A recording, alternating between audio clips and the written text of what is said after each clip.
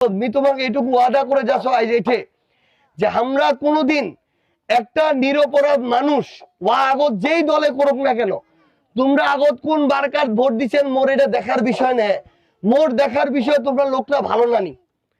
তোমরা যদি ভালো হন, নিরপরাধ হন, কোনো দোষটা করেন, তাইলে তো তোমার সাথে অন্যায় হওয়া উচিত নেই। কিন্তু আমরা দেখা পাচ্ছি কিছু দলের কিছু লোক উমরা অনেক লোক ধমকাছে, টাকা খাচ্ছে, মিথ্যা মামলা দেশে হয়রানি করছে।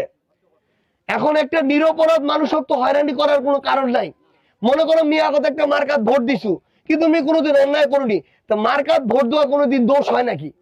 একটা দেশের যদি মার্কাত ভোট দেওয়া দোষ হয়, তাহলে তো ওই দেশটা নির্বাচনে হওয়া উচিত নেই।